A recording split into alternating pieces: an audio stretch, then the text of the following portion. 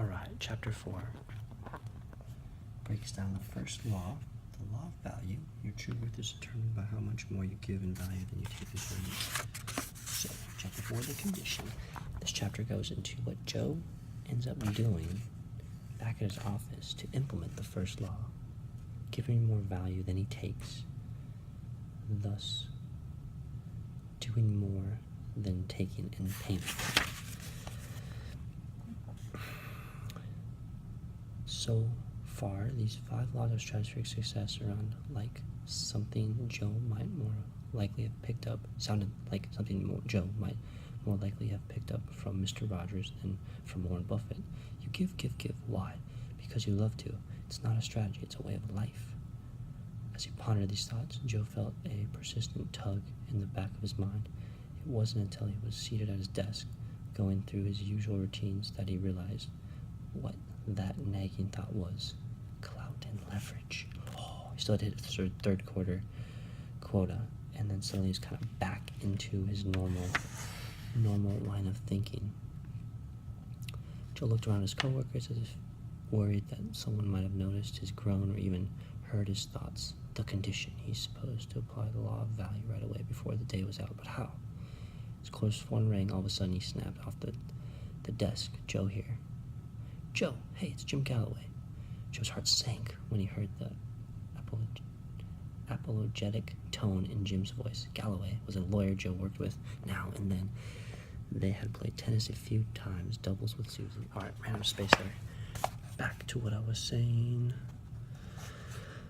Joe gets on the phone with Jim Galloway. And Jim Galloway's telling him, I'm sorry, buddy, I tried. They say they need someone. Oh no, here we go. A few times. So, played tennis a few times, doubles with Susan and Jim's wife. Jim was a good guy. And from the tone of his voice, Joe guessed he was calling to break the news that Joe's company was not getting the contract renewal for a multinational firm Joe represented. I'm sorry, buddy. I tried. They say they need someone with stronger overseas connections. I just hung up with them. Wasn't much I could do. First, the bank account, and now this. Joe was careful not to let his disappointment seep into his voice. No problem, Jim. Next time. He stated to hang up, then brought the phone back to his ear for a second. Not for a second, I just had it in there. Doesn't actually say that. And said, hey, Jim. He waited a moment, then heard the voice on the other end. Joe? Yeah, Jim. Hang on a second. He reached down and opened his bottom drawer where he kept a strategic business card file on the competition. These cards represent the people.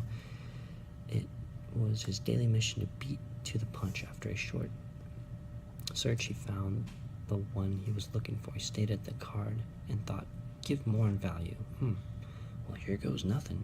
Jim, try this guy, Ed Barnes. I heard he's pretty strong overseas. Yes, he's a competitor. I just thought he might be in a better position to help. Joe didn't know if he felt more like laughing or crying at the words coming out of his mouth. Something that old Joe would not have done.